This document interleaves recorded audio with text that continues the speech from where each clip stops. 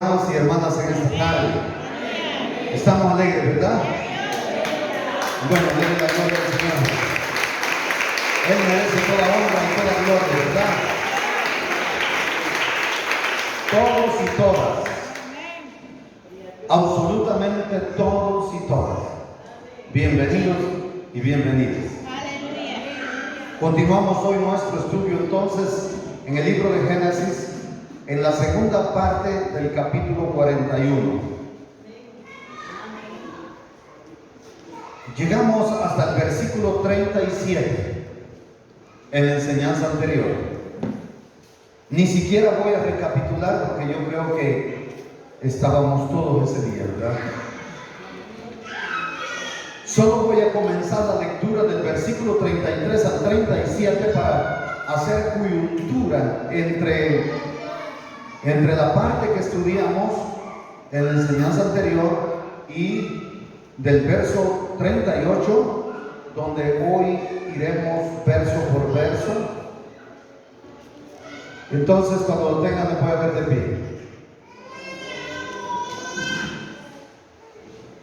Leemos en el nombre del Padre, del Hijo y de su Santo Espíritu. Por tanto, provéase ahora Faraón de un varón prudente y sabio, y póngalo sobre la tierra de Egipto. Haga esto Faraón y ponga gobernadores sobre el país, y quinte la tierra de Egipto en los 7 años de abundancia, y junten toda la provisión de estos buenos años que vienen, y recojan el trigo bajo la mano de Faraón para mantenimiento de las ciudades, y guárdenlo. Y esté aquella provisión en depósito para el país, para los 7 años de hambre que habrá en la tierra de Egipto, y el país no perecerá de hambre. El asunto pareció bien a Faraón y a sus servidores. Padre, en el poderoso nombre de Jesucristo, doy gracias en esta tarde por tu palabra gloriosa, a la que podemos acceder. Gracias por la vida de cada hermano y de cada hermana presente. Gracias por cada oyente y vidente de esta palabra en cualquier tiempo. Sea tu bendición sobre cada uno y cada una, y hasta donde llegue esta palabra, ahí se extienda la grandeza de tu poder, la grandeza de tu misericordia y de tu favor. En esta tarde, Señor, ilumínanos con tu Espíritu Santo, te lo rogamos. Ministranos hoy, ayúdanos a entender tu palabra, a descubrir misterios, a poner por obra tu palabra, tu voluntad manifiesta en esta palabra, en la aplicación que podamos hacerle a nuestra vida. Lo pedimos en el poderoso nombre de Jesucristo. Atamos al hombre fuerte y lo echamos fuera, y a toda potestad infernal declaramos inoperante y nos declaramos libres para la gloria de Dios, en el nombre de Jesús, por su Espíritu Santo. Amén. Vamos entonces a recordar que al principio de este capítulo, José estaba en la cárcel, olvidado, muy triste y abandonado. ¿Se recuerdan, verdad? A menos que no hayan venido hace unos días en la enseñanza anterior. Pero ahora vemos cómo es liberado en el momento adecuado, en el momento preciso, porque nadie en la corte de Faraón era capaz de interpretar esos sueños de Faraón. Mucho menos iban a ser capaces de dar una solución o de buscar una solución. José no solo revela el significado, sino que él, con su gran capacidad, sugiere al gobernante de Egipto en ese momento cómo llevar a cabo un plan de emergencia, que es lo que hemos estado recordando. Pero díganme ustedes, esta capacidad, según lo que explicamos en la enseñanza pasada, ¿cómo la obtuvo él? Primero dijimos que porque Dios estaba con él, ¿verdad? La Biblia hasta en este tiempo nos sigue diciendo: sin mí nada podéis hacer. Sin Dios estamos desprovistos de toda capacidad para lo bueno. Sin Dios el hombre puede ser hábil para hacer lo malo, pero no para hacer lo que es bueno. Ahora bien, aparte de eso, José era una persona esforzada. Era una persona entusiasta que no se dejaba doblegar por las adversidades. Cualquier otra persona, con solo que sus hermanos lo vendieron, y era una familia con promesas de Dios, hubiera dicho él: no, si esta es la familia de Dios, entonces ¿para qué sirvo yo a Dios? Él, vemos que era leal a su padre, leal a sus hermanos, porque obedeció a su padre, lo fue a buscar a donde estaban pastando, no los encuentra y oyó decir que se había ido a Dotán. Él agarra camino para llevarles provisiones.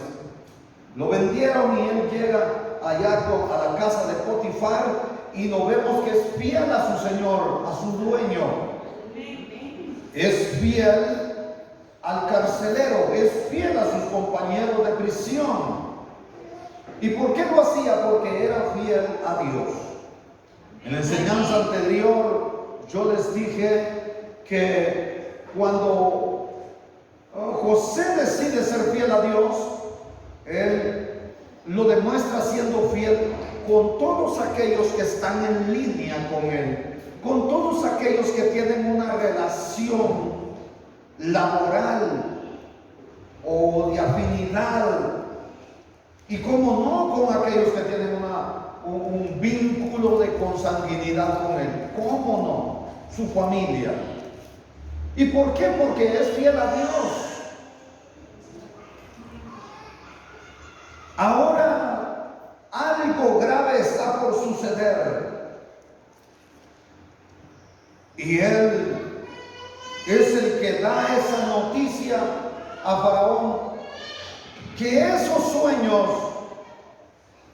eran un mensaje del Eterno. Algo iba a producirse. ¿Qué cosa? Un periodo de hambre tan severo en aquella zona del mundo que afectaría aún a la nación más rica como lo era Egipto. Como sabemos que era la nación más rica, que era un imperio poderoso.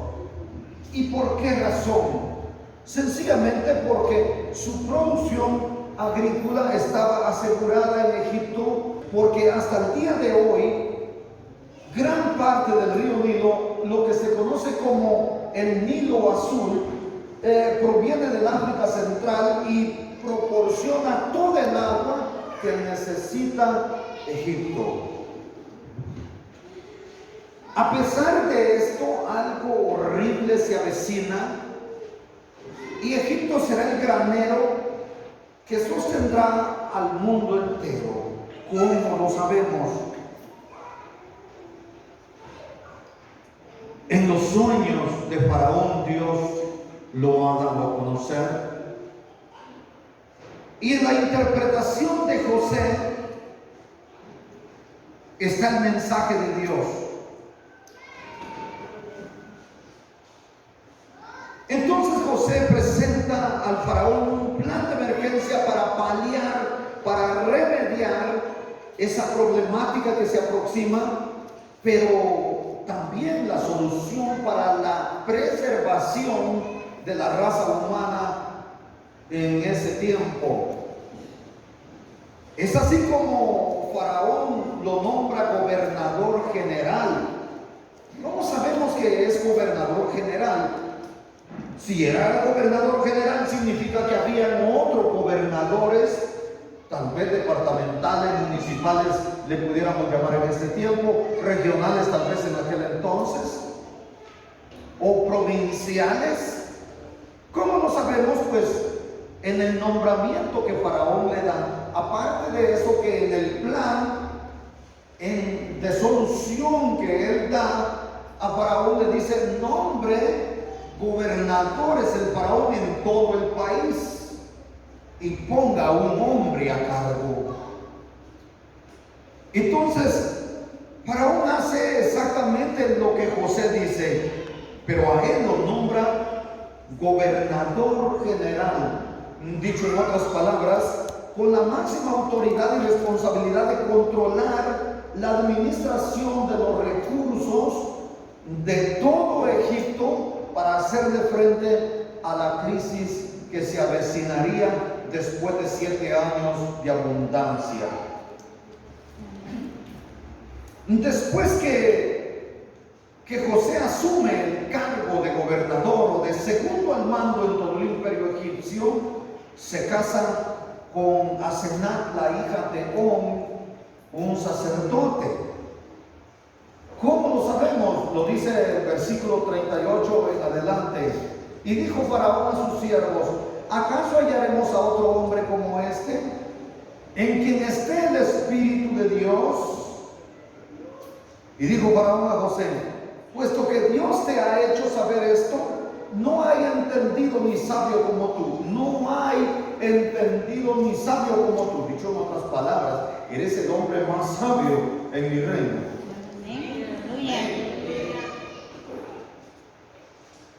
¿Cómo se dio cuenta él de la sabiduría que había en José? Pues por la advertencia que Dios le había hecho de 7 años de hambre que venían, y esto le causó gran preocupación porque solo los sueños lo hicieron preocuparse en gran manera. Dice que al día siguiente de sus sueños él amaneció consternado, confundido de espíritu. Y es por eso que él había mandado llamar a todos los sabios y a los magos. Sin embargo, nadie le había dicho lo que José le da a conocer. Ese informe, oiga, que le hace saber lo que sucedería en los 14 años siguientes, para Faraón tenía sentido porque era lo que había visto en sus sueños. Aunque con una figura distinta. Él no vio los años de abundancia. Él vio 7 vacas gordas, hermosas, que salían del río Nilo. Y las 7 espigas que salían llenas de una misma caña, hermosas. Pero las 7 vacas gordas, preciosas, eran devoradas por 7 vacas flacas, feas, horribles, tostadas, horribles en gran manera. Y las 7 espigas preciosas, llenas, hermosas, de una misma caña, sí fueron devoradas por 7 espigas vanas, por así decir, corridas por el viento solano o por el viento del este. No había duda que lo que estaba diciendo José era real, porque tenía sentido, concordaba con su sueño. Aleluya. Ahora dice Faraón: ¿quién mejor para controlar aquella situación sino José?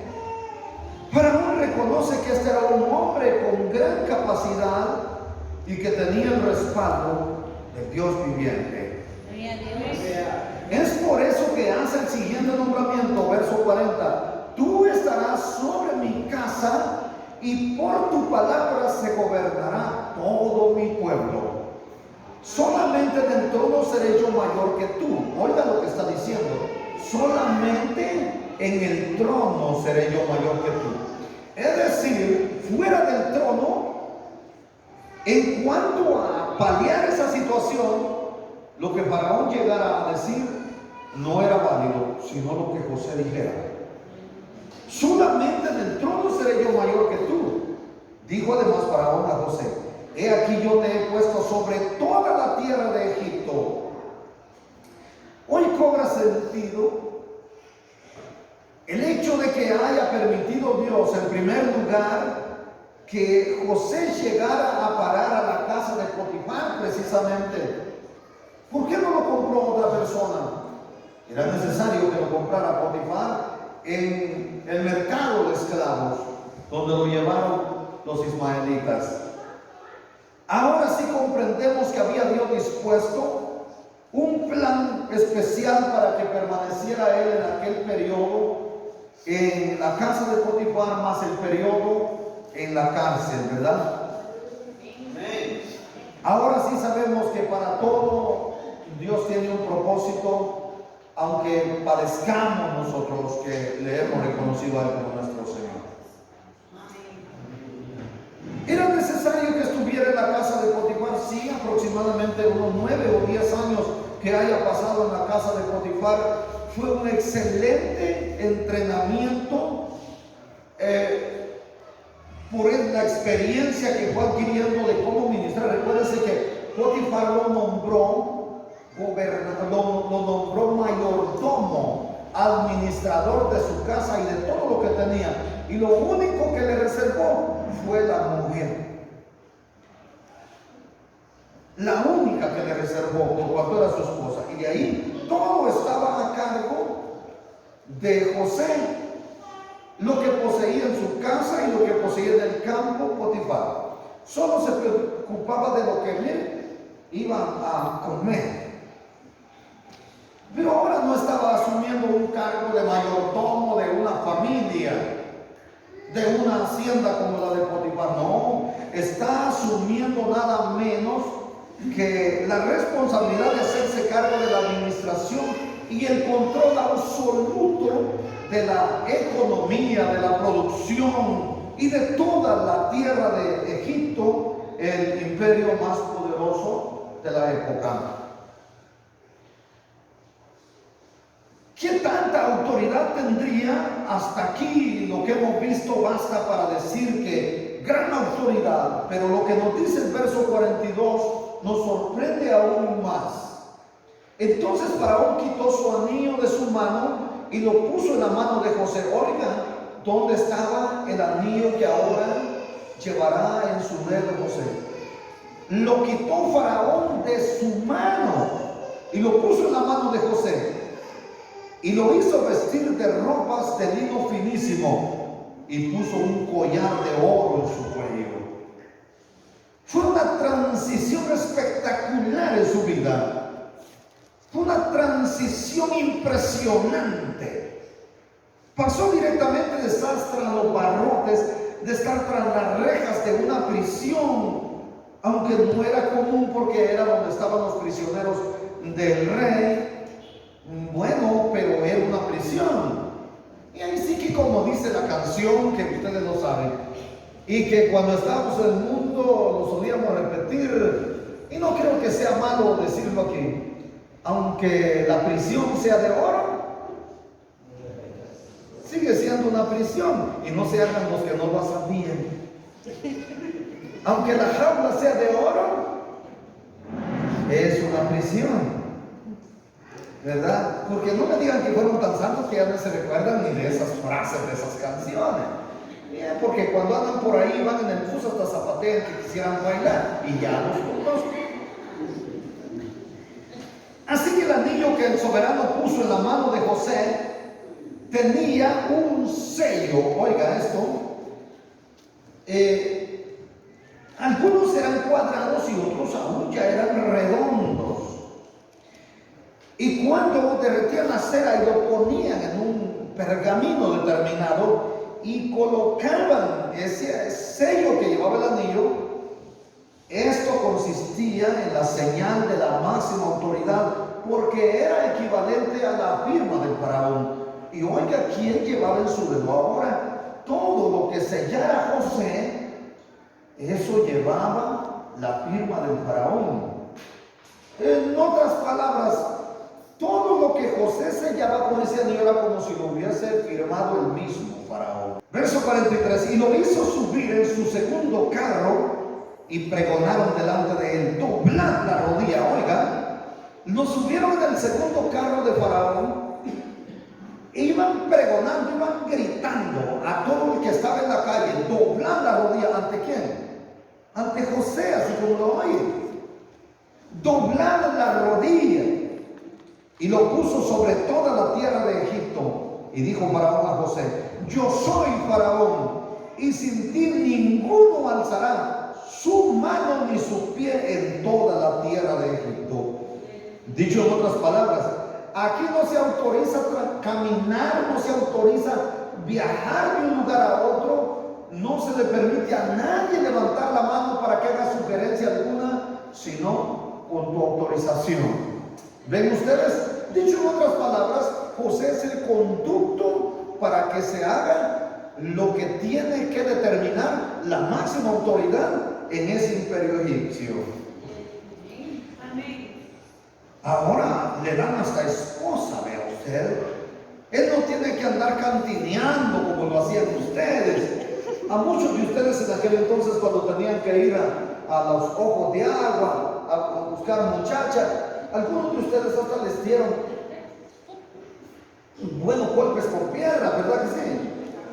¿Verdad, hermano Orlando, que usted vio cuando le dieron a muchos por andar?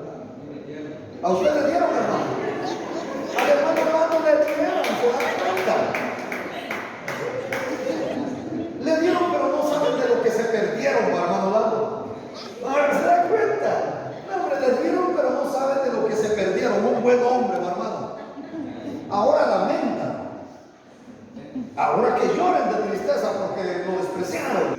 No tuvo necesidad José de andar haciendo eso, o de mandar papelitos que quemaban, como a muchos de ustedes ni les leyeron sus papelitos, sus cartas, ¿verdad? Las quemaron. Las mías no las quemaron, ¿verdad? Y las sos testiga, ¿verdad? ¿Dónde están? En una mochila. En una mochila. En una mochila están. Mis cartas todavía están ahí, hermano. Y la niña las saca de vez en cuando para medirse. ¿Verdad, hija? A veces la saca y dice: mamá, ¿y qué dijiste cuando te escribieron esto? Ella todavía la saca y la vuelve a guardar como un tesoro, pero está bien, hija. Entonces, y ella hace interrogatorios todavía.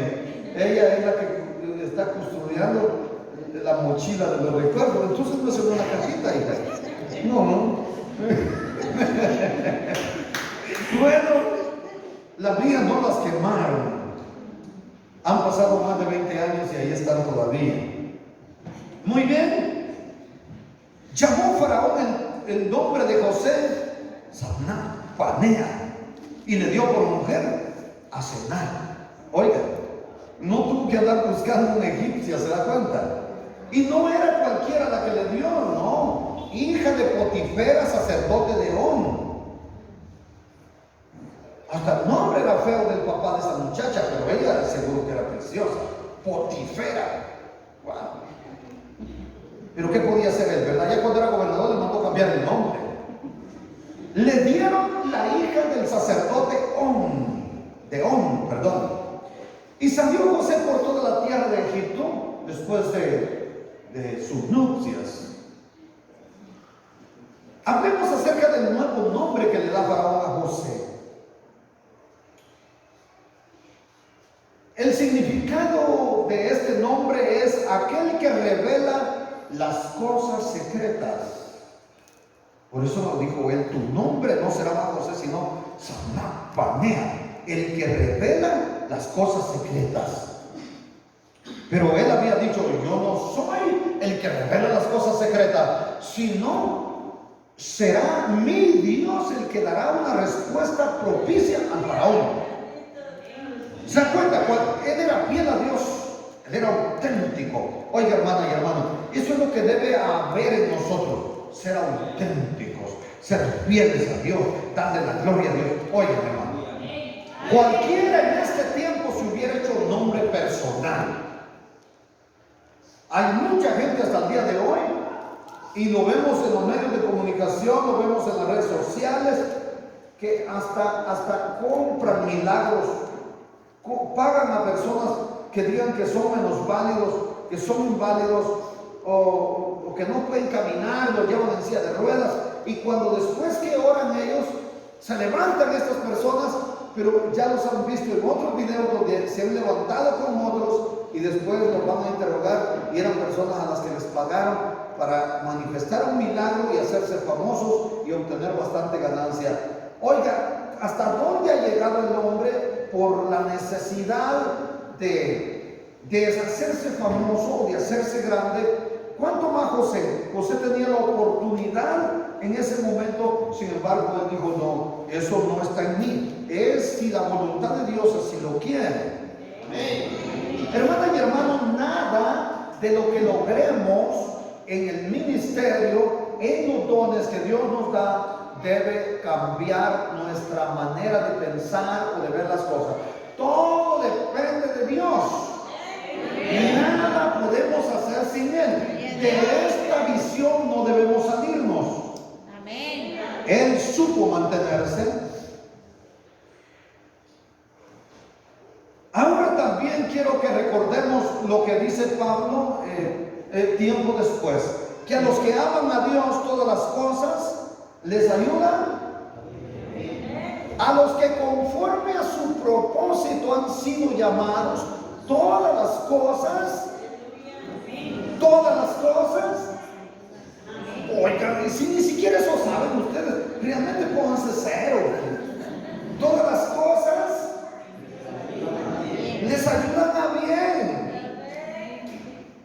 Todas las cosas les ayudan a bien. Mire, ahora el gobernador, aunque haya sufrido, aunque lo hayan vendido como esclavo, aunque lo hayan encarcelado, ahora es el segundo al mando en todo el imperio egipcio y ahora le han dado a esta esposa. Bueno, hablemos un poquito de aquella esposa que le dieron a él, Asenat. Ese nombre de Asenat significa consagrada a Ney. Consagrada a Ney. ¿Esto qué es? Era la Minerva egipcia. De acuerdo a esa consagración que significaba su nombre, nos damos cuenta que era una mujer netamente pagana. Hermano, ¿y qué de honor hay allí? Podrá preguntarse usted. Veremos adelante en un paralelo de la vida de José con la vida de Cristo. ¿Por qué Dios permitió todo esto? Vamos al verso 46. Era José de 30 años cuando fue presentado delante de Faraón, rey de Egipto. Y salió José de delante de Faraón y recorrió toda la tierra. Era de 30 años. Recordemos, cuando fue vendido tenía la edad ¿de cuánto?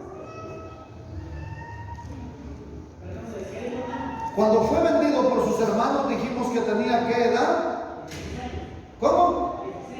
17. Cerca. Uno no es nada, dijo alguien. Tenía la edad de 17 años cuando fue vendido. Ahora, cuando es presentado ante Faraón, tiene 30 años.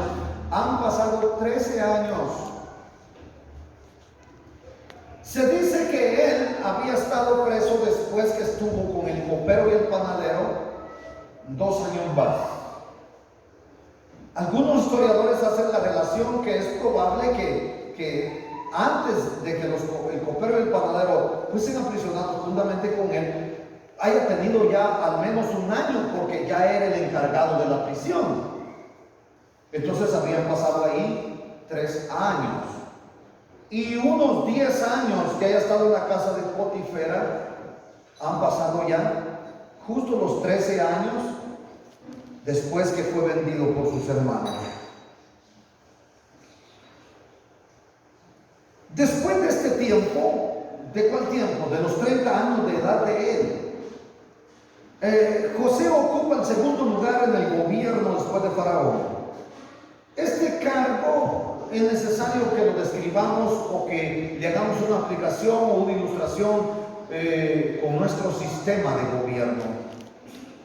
Como quien dice el vicepresidente de Guatemala, por ejemplo, o el primer ministro en otro sistema de gobierno. Entonces ahora nos ubicamos con una ilustración de nuestro tiempo y de nuestro gobierno. ¿Por qué Faraón le dio ese puesto tan alto? Nos podríamos preguntar en un momento determinado. ¿Por qué lo aceptó de primas a primeras, dándole un cargo tan alto? Él no tenía dudas del origen de José, porque cuando a él le expusieron acerca de José, le dijeron: hay un hebreo en la prisión. ¿No es cierto que así le dijo el copero? Un hebreo que nos interpretó el sueño que tuvimos al panadero y a mí, que soy el copero. Cada sueño con su interpretación, y como él interpretó el sueño, así sucedió. Aquel o encargo ahorcado, y a mí me restituyeron a mi puesto. Y prueba de eso, tenga la copa, échese otro trago. Él tenía las pruebas.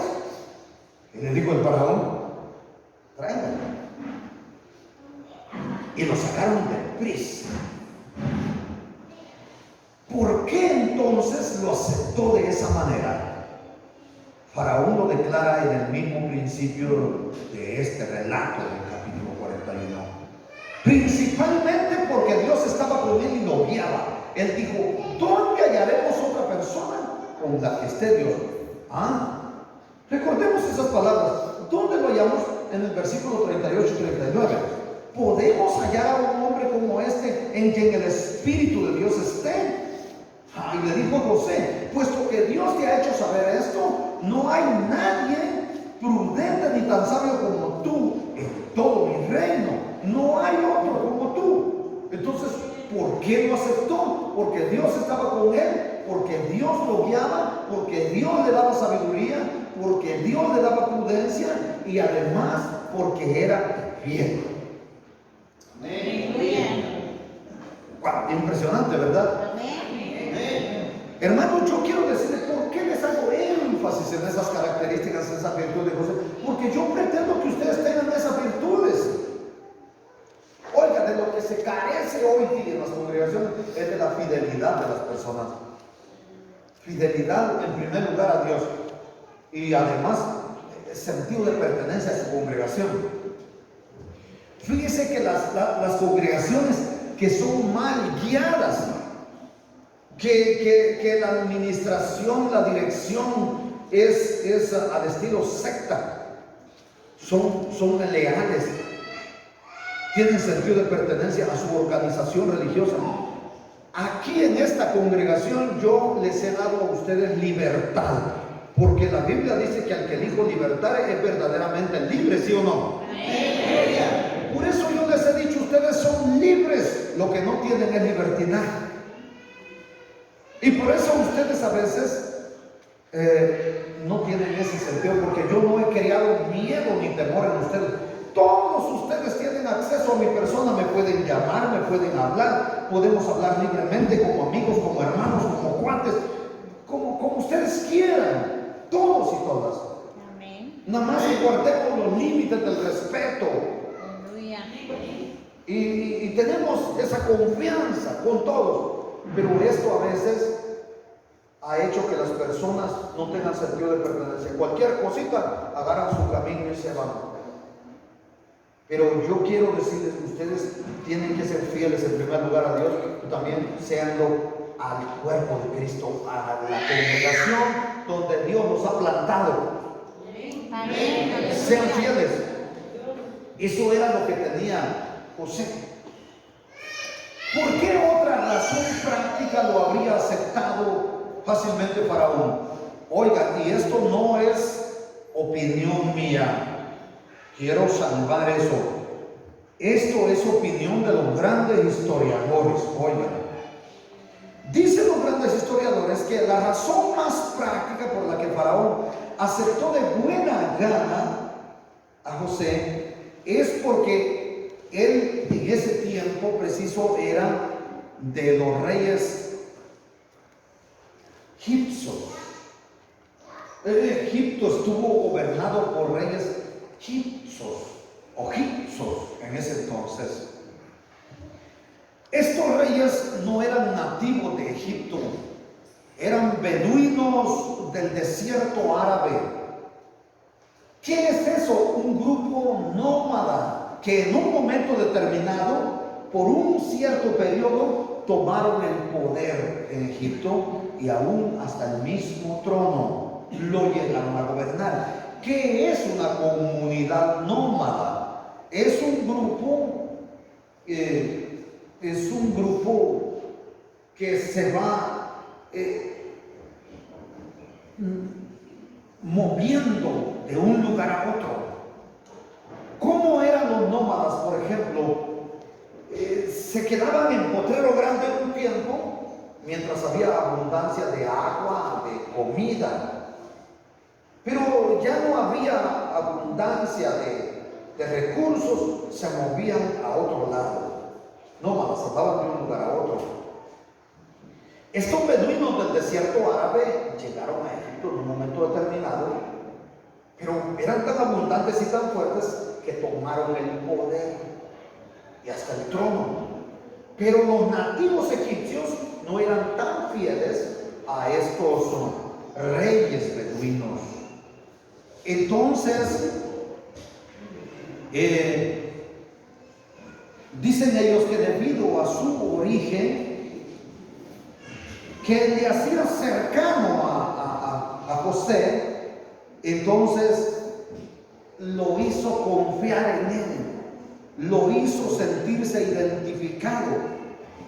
Aparte de eso, que no les resultaba a los reyes hicsos tan fácil encontrar personas en Egipto que fueran leales, que fueran fieles a ellos. Ellos vivían en el trono, pero con desconfianza casi en todos los que los rodeaban.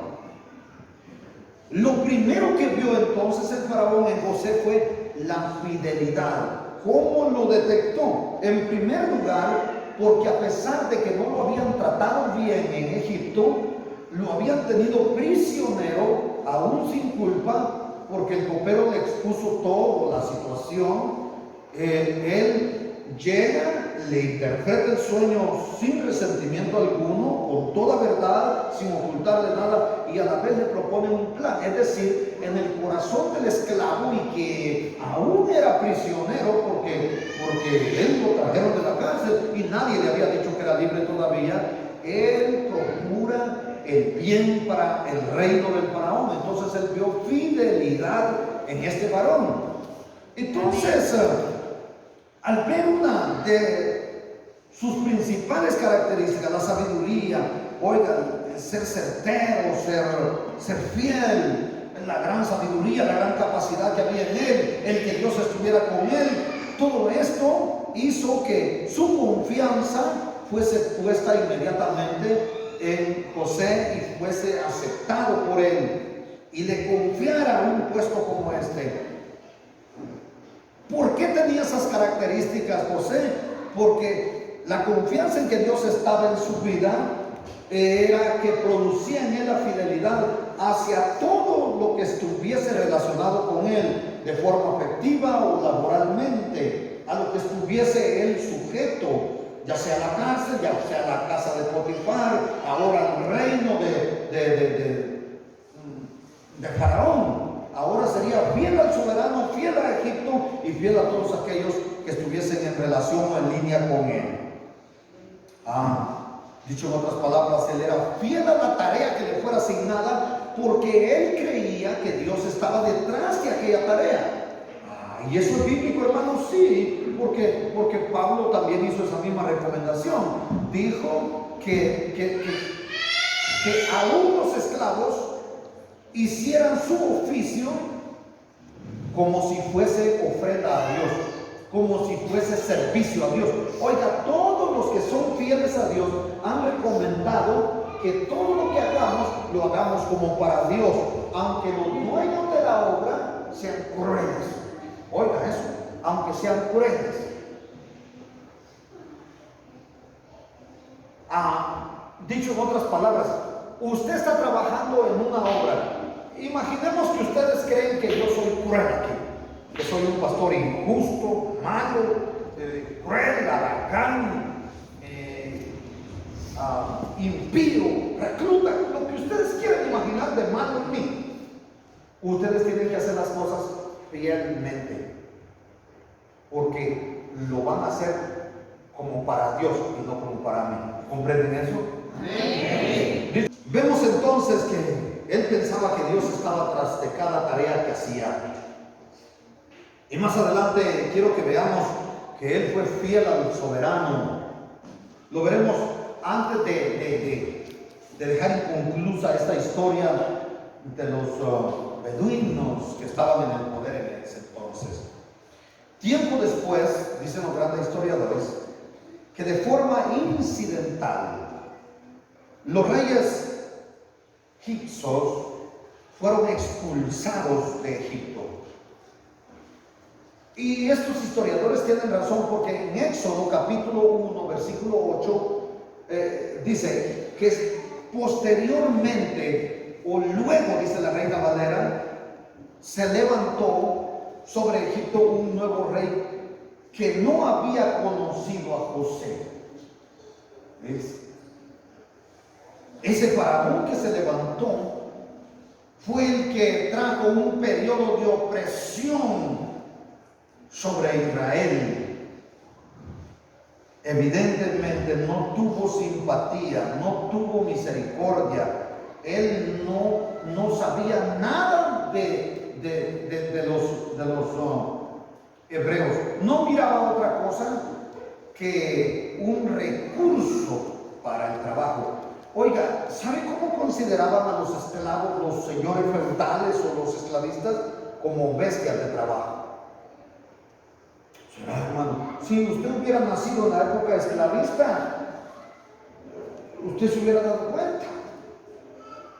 Ellos no consideraban, lea la historia, no consideraban como personas, creían que no tenían alma los esclavos.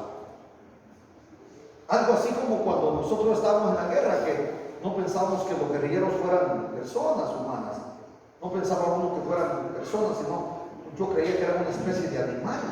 Al menos así me formaron a mí. ¿Y sabe qué hacía yo cuando estaba en la guerra en Playa Grande, Chicanquiché? Yo oraba, porque cuando era niño iba a la escuela de niños. Y yo oraba, yo sabía orar y decía: Señor, concédeme que yo vea un guerrillero y que lo baje. Yo iba con mi fusil. Y seguido, cuando era todavía caso, pedía ir de punta. Y aún ya era jefe de pelotón y yo pedía ir de punta, porque yo quería ver y directamente bajarme en un guerrillero y decir: yo bajé a ese guerrillero. Era una mentalidad, así nos habían trabajado. Y usted me preguntará: ¿y lo vio? No sabes, yo no me acuerdo. Yo no me recuerdo nada de la guerra ya. Solo recuerdo eso que pensaba, que no eran personas.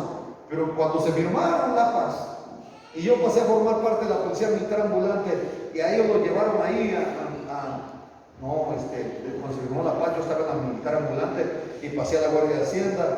Ya mi hermano estaba ahí en la Guardia de Hacienda cuando yo llegué. Pero te recordás que llegaron los guerrilleros también, ¿verdad, hermano? A la Guardia de Hacienda los llevaron. Y a nosotros también nos llevaron ahí. Y yo estaba en una cuadra del segundo nivel y ellos en la de abajo. Y yo todavía no había sanado, decía yo: wow, ahorita sí que bonito el puño, están allá abajo. Y yo los iba a ver si eran personas. Y saben, sorpresa, eran personas ustedes. Eran personas. Impresionante eso. Entonces los esclavistas así pensaban, que los esclavos no tenían alma. Pero ¿saben una cosa? El faraón que se levantó no miraba personas en los hebreos, miraba bestias de trabajo. Impresionante eso, ustedes. Oigan, yo pienso que si hubiéramos nacido en ese tiempo, aquí, yo pienso que casi todos ustedes hubieran sido esclavos. Yo pienso que pocos hubiéramos sido libres, si es que hubiéramos tenido suerte. O quizás hasta yo hubiera sido esclavo. Es probable. Ay, ustedes, pero yo hubiera sido un esclavo de Dios que no aguanta. Yo me hubiera escapado. Pero al que se escapaba, ¿qué le pasaba? Mataban, hermano. Entonces, démosle gracias a Dios que no nacimos en esa época. ¿Verdad que sí? Cariño usted. Bueno, tal vez yo luego la hubiera hueseado, dicen algunos por ahí, ¿verdad? De caporal, ¿verdad? Tal vez yo de caporal, porque recuerdo cuando fuimos a la costa. Hermano Rubén, usted andaba en la costa cuando yo fui a la costa, ¿verdad? Bien, usted y mi prima Miriam hacían café para vender. Yo me recuerdo, 5 le daban la taza de café porque ella era momentera. En el Chontel, hermano. Ajá, en el Chontel. Y en la buena mañana yo me recuerdo que la mayoría de gente iba a comprar la taza de café a donde ustedes estaban a 5 de o a 10, me parece. Yo no me acuerdo el precio, hermano, pero o 10 o 5 valía. Más o menos así. Porque fíjense que la libra de algodón en ese entonces la pagaban a centavos, porque el quetzal pagaban el quintal. Yo le voy a ser sincero, nunca probé el café en la costa, hermano. No tenía los 5 dólares para comprarlo. Y me dice que mi cuerpo se acostumbró y ahora acaso tomo yo café. No me ofrezca café, hermano. Yo tomo un cafecino de Omnilight. Cafecino de Omnilight tomo yo, hermano. Oiga, ¿cómo cambian los tiempos, verdad? Ay, hermano, ¿y cuánto vale eso? Pues 5 pesos el sobre. Y de un sobre salen 2 tazas. Tengo para 2 días con 5 que salen. Oiga, aquel día no podía ni con 5 ni ahora sí puedo con 5. ¿Ves? ¿Cómo cambian las cosas, verdad? Démosle gloria a Dios por el cafecino, hermano. Ustedes lo han probado. Buenísimo, buenísimo. Recordemos lo de la costa, hermano. Pasaron los años y yo fui como niño y después volví a la costa. Y allí yo fui a cortar el primer día. ¿Cuánto creen que corté, hermano? Tío B andaba, ¿verdad? Tío Cirilo era el que andaba. Hermano Elio andaba, ¿verdad? 40 libras yo corté, hermano. Unos niños me ganaron. Porque una avioneta tenía un piloto cruel que quizá ya sabía que a mí me hacía vomitar ese veneno. ¿Y sabe qué hacía el de la avioneta? A mí me buscaba todas las mañanas para... y me rociaba usted de veneno. Fíjense, yo no sé qué tenía contra mí ese chofer de la avioneta, pero si papá ya viene de la avioneta, y justo donde yo estaba, allí echaba los chorros por atrás le salía el veneno. Y yo me iba a meter debajo de los, ¿cómo le llamaban a eso? De los verdillos. Había unos verdillos entre la algodonera, y ahí me iba a meter ustedes. Y me pasaba toda la mañana vomitando veneno. Y en la mañana el veneno y a mediodía el sol. O sea, yo no tenía escapatoria. En la mañana por el veneno me escondía y a mediodía por el sol. Y por ratitos iba cortado un poco, regresaba otra vez a meterme en el verdillo y en esa pasaba todo el día. 2 días aguanté. Y ese día dije, hoy renuncio y me voy. Pero no sé cómo me fui por ahí donde estaban todos los caporales, se quedaron viendo y me dijeron, ¿y usted quién es? Le dije yo, un tipazo. Ah, ¿de veras? Sí, un tipazo. Acabo de salir del ejército militar de Guatemala. ¿Y cuál otro usted? Ah, me dijo, pues, mire, dijo, lo nombran a él de mi ayudante. No, al mío, decía otro. No, al mío. Ah, se pelearon ahí, al fin ganó uno. Y me nombraron ayudante del caporal de finca. Y el caporal se desaparecía y yo era el jefe y señor de las cuadrillas que nos asignaban. Y ahí me la pasé y saqué más pisto que los buenos para trabajar, pero por eso yo pienso que si hubiera vivido en la época de esclavitud, no hubiera dicho que era un tipazo, hubiera sido caporal, ¿verdad? Pero bueno, no se sabe, o me hubieran dado para abajo rápidamente también. No se sabe. Pero yo sí les quiero decir una cosa, hermana y hermano. ¿Verdad que ustedes eran esclavas? ¿Ustedes eran esclavas, sí o no? Se les nota en la cara. ¿Y ustedes eran esclavas? ¿Ah? Sí. Levanten la mano las que eran esclavas aquí. Levanten la mano. Ahí manténganla, allá. Levanten la mano las que eran esclavas. Enfocate allá las esclavas, sí. Levanten la mano los que eran esclavos aquí. Comencemos por mi persona. Hermana y hermano, la Biblia dice que nosotros éramos esclavos del pecado. Pero sabe una cosa, la Biblia dice que ahora somos libres. Porque al que dijo libertad es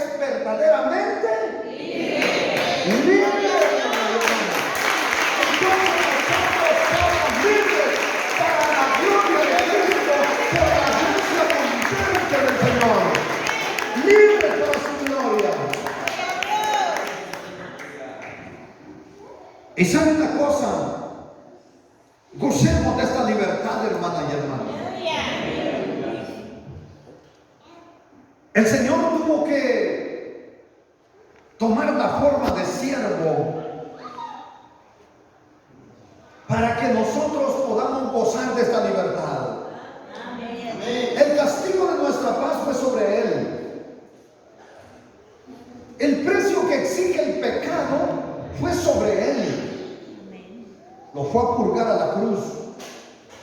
Dice que tomó a los principados y a las potestades, los llevó cautivos, los fue a presentar derrotados públicamente, los exhiben triunfando sobre ellos en la cruz. Es impresionante cuando nosotros imaginamos lo que sucedió en el momento que Jesús muere en la cruz. Oiga, dice que cuando Jesús muere, hubo tinieblas densas tinieblas, dice, sobre toda la faz de la tierra. Densas tinieblas. Oiga, yo pienso que todas las huestes espirituales de maldad de las regiones celestes se alborotaron, que no querían, oiga, pero el Señor los llevó como en procesión y los llevó y los exhibió públicamente en la cruz, triunfando sobre ellos. Ese día los exhibió derrotados. Y por eso ustedes y yo somos más que vencedores. Y es impresionante cuando a nosotros nos cercan los demonios. Oigan lo que estoy diciendo. Muchas veces a nosotros nos cercan los demonios. La fuerza espiritual de maldad. Mire, hermana y hermano, a veces orando está uno, orando, doblando rodillas cuando lo visitan las huestes de maldad y le vienen malos pensamientos a uno, deseos impuros. Hermana y hermano, y no me venga a decir que no, porque muchas veces ustedes esconden la realidad y por eso no nos libran. Está uno orando cuando le vienen malos pensamientos o malos recuerdos. Y sabe una cosa, dan ganas de levantarse y ir. Pero yo le voy a decir, hermana y hermano, usted es más que vencedor y más que vencedora. Cuando le pase eso, no se levante de allí hasta que no perdone a su ofensor, hasta que no perdone a su agresor, hasta que no esté en paz con usted mismo, con usted misma, hasta que no esté en paz con su conciencia, hasta que no esté en paz con Dios, porque usted es libre, porque usted es victorioso, es victoriosa. No se levante de allí hasta que no se borren de sus pensamientos negativos, esos deseos impuros.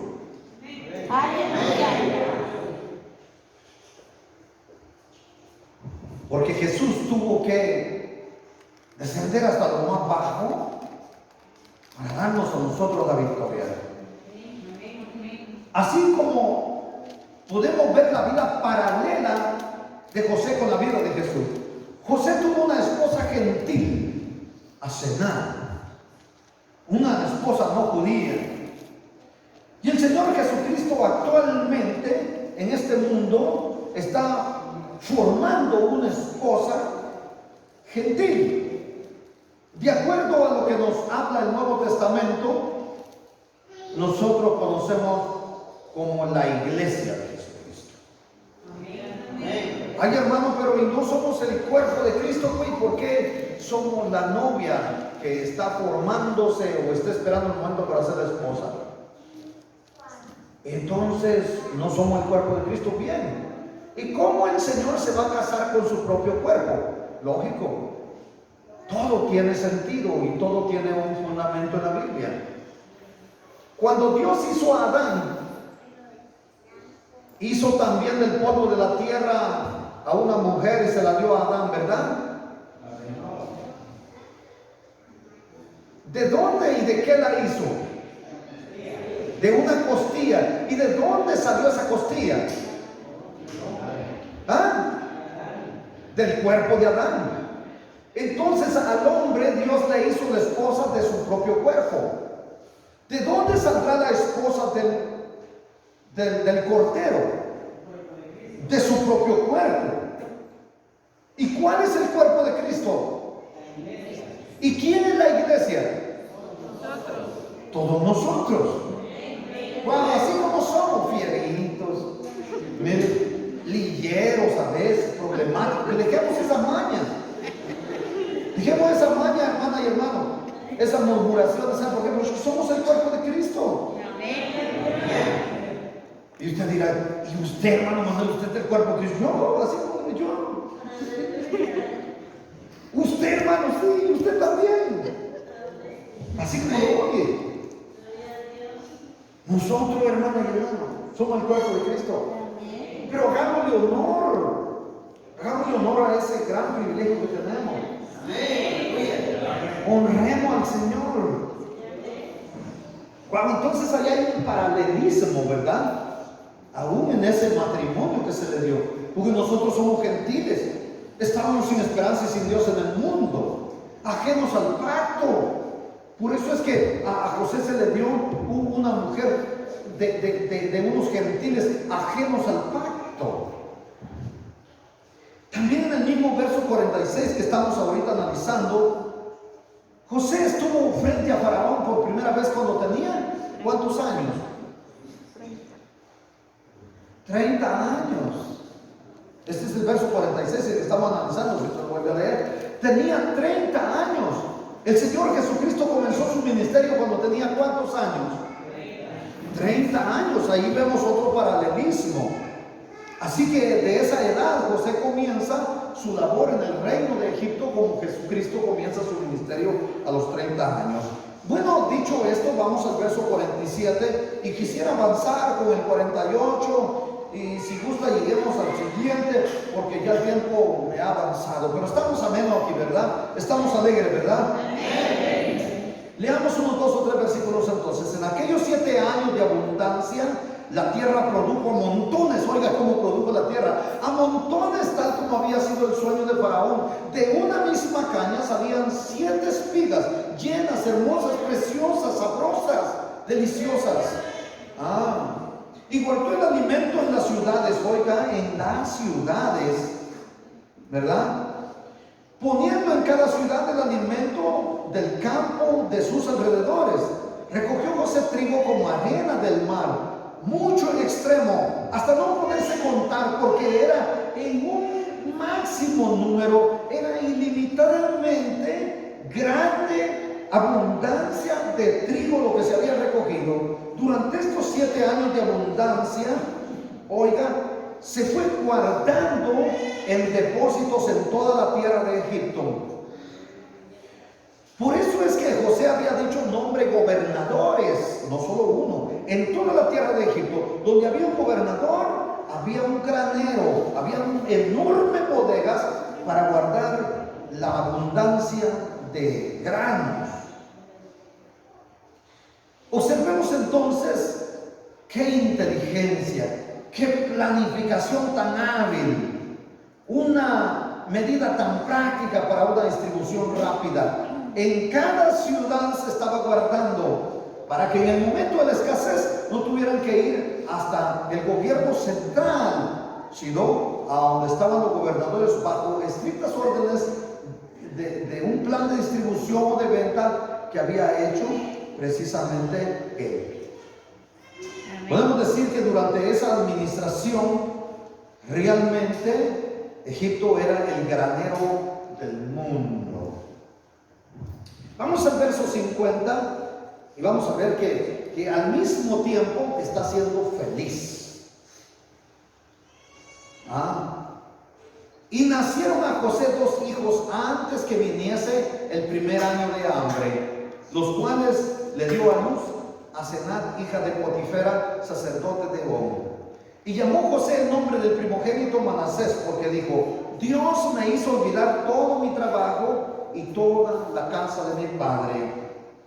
Estos niños nacieron antes que llegara el periodo de hambre, dicho en otras palabras, nacieron en el periodo de abundancia. José le llamó Manasés al primer hijo porque en hebreo significa olvidar, o sea que el verbo que significa olvidar es el mismo para Manasés.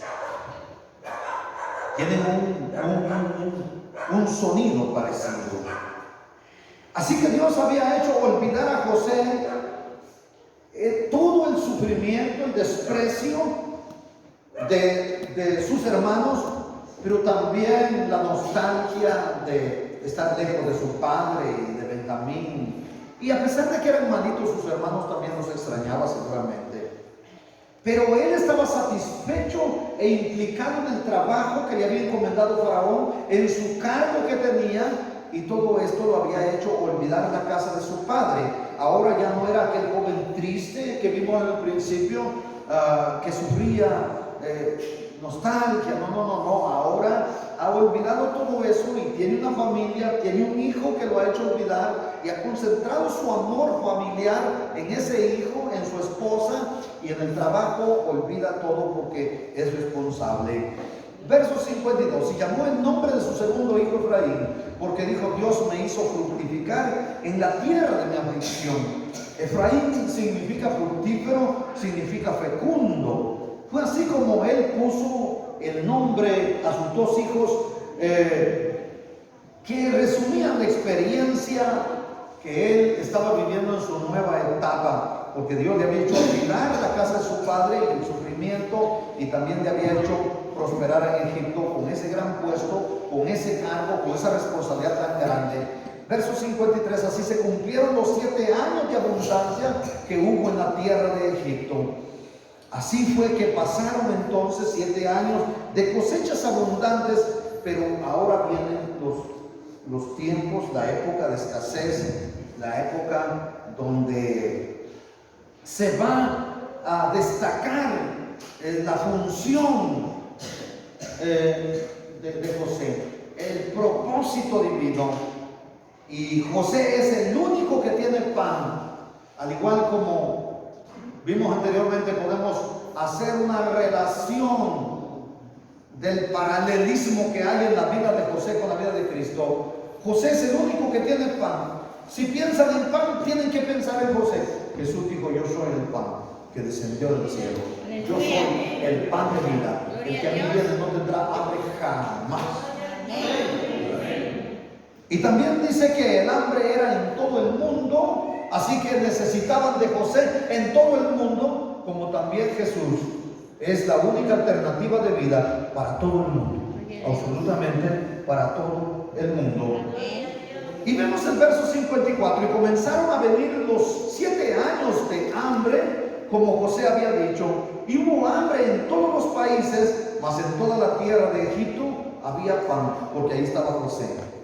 Así empieza a hacerse realidad de forma detallada el plan que Dios tenía para José, habiéndolo hecho llegar, aunque como esclavo de Egipto, pero el propósito era preservar no solo la vida de los egipcios, sino preservar toda la raza humana, como dijimos en la introducción, durante ese periodo de hambre. Y por eso también en su momento Jacob será trasladado con sus hijos a Egipto, porque desde el principio, cuando vimos las sinvergüenzadas de Judá en Canaán, Dios tomó la decisión de trasladarlos a un lugar donde los preservaría sin mezclarse con los cananeos, porque Dios había dicho: no quiero que vayan a emparentar con los cananeos.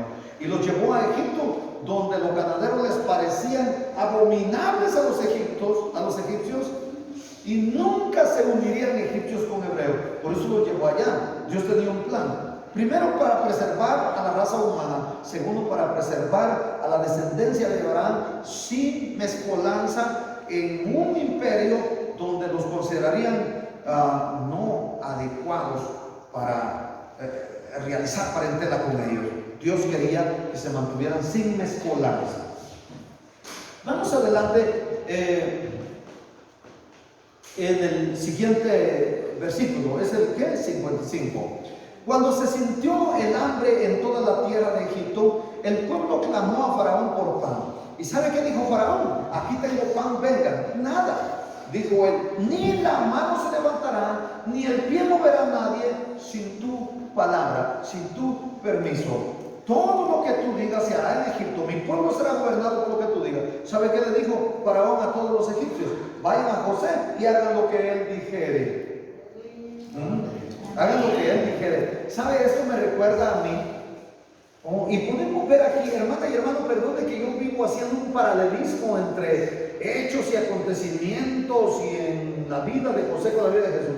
¿Se recuerdan ustedes cuando llegaron a Jesús, verdad? Cuando llegó a Jesús María en la boda de Canaán. ¿Y qué le dijo ella a Jesús? Hijo, ¿se les acabó qué? Se les acabó el vino.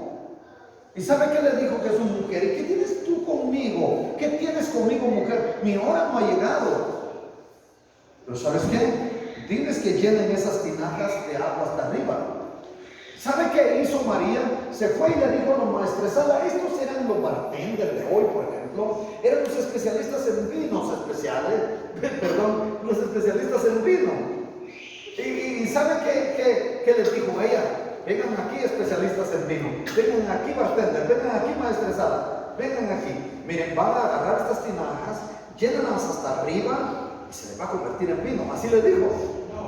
¿Qué le dijo ella a ellos? Hagan todo lo que Él dice que hagan. Bueno, impresionante. Hagan todo lo que Jesús dice que hagan. Aquí tenemos que obedecer en todo. ¿Y sabe qué dijo Faraón aquí a todos los egipcios? Vayan a José y hagan lo que Él diga. ¿Se dan cuenta? Impresionante, ¿verdad? Así vemos a José en una posición excepcional y única. El hambre está invadiendo al Medio Oriente y los pueblos se dirigen a Egipto para buscar grano. Pero ya el hambre afectó a los mismos egipcios, a la tierra de abundancia. Y no necesitamos ser sabios para predecir, antes de llegar al texto, al capítulo 42, ¿verdad? Donde sabremos unas personitas que llegarán a visitar a José. ¿Quiénes creen ustedes? Sí, sus hermanos. Y sus hermanos que habían sido buenísima gente con él, ¿verdad? ¿Cómo habían sido? Violentos con él. El hambre estaba sobre toda la tierra, verso 56. Por toda la extensión del país, José abrió todo granero que había y vendía a los egipcios. Oigan, hermanos, si hubiera sido en Guatemala que se hubiera tenido toda esa abundancia, ¿qué hubieran dicho los guatemaltecos, hermana y hermano? Bueno, pero si todo eso lo dimos nosotros de tributo, ese trigo, esa semilla es del pueblo, repártanos. Regalados hubieran querido, mis hermanos guatemaltecos. Y hubieran ido a hacer manifestaciones a José, que queremos que nos regalen. Y cuando vieran que venían los de otros países, no, ese grano solo es para nosotros, eso no es para nosotros. Oigan, hermano, ya ven que les estoy anticipando esto para que vean que nada de eso dice la Biblia, no sucedió eso. Oigan, que hubiera hecho eso, miren. Aquí, hermana y hermano, en Guatemala, ¿sabe? La gente está mal acostumbrada, ingobernable está la gente. Todos lo quieren regalado, no quieren trabajar, hermana y hermano. Muchos quieren, ¿sabe qué hacen? ¿Saben qué quieren? Que quede Sandra Torres porque le vuelva a darle víveres a las mujeres. Mi familia progresa, mi bono seguro, mi chupetina segura, dice, ¿verdad? Y eso es lo que quiere la gente. ¿Sabe qué dice? Que quedara Portillo y que quedara Sandra. Ay, no, usted, mire, las mamás cada 15 días va bono y va hijo también, ¿sabe qué?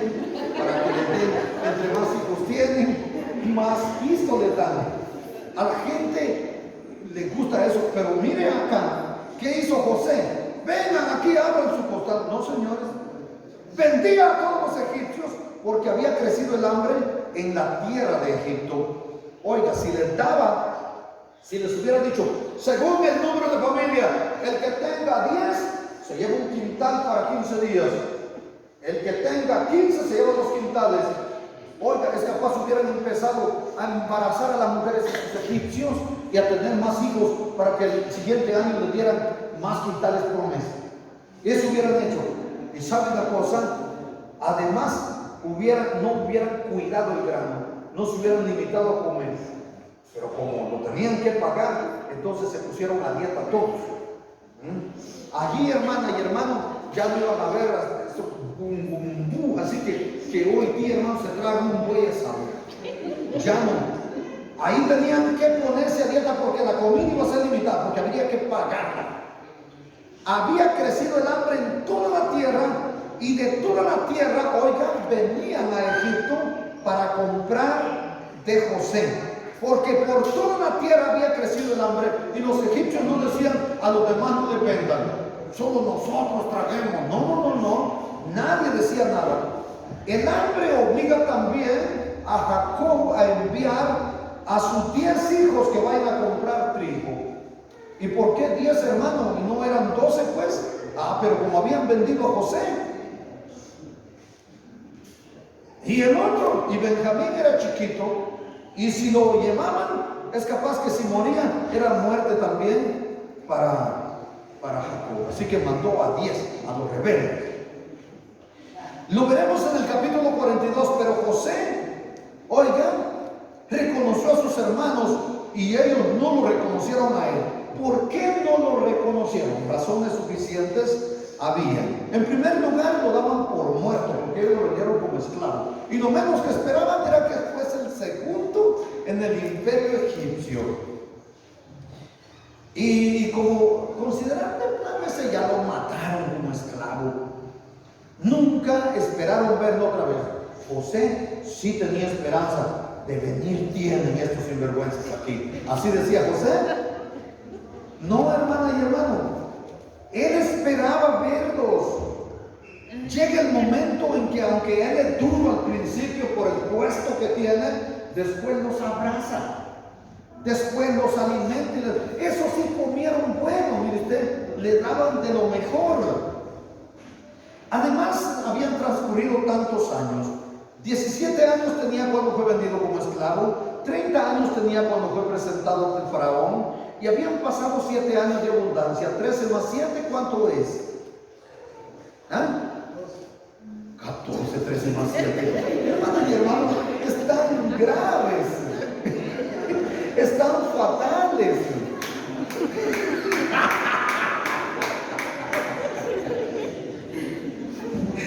13 más 7, 14. No fueron igual la oportunidad que sumen. ¿Cuánto? 20, hermano. 13 más 7. Bueno.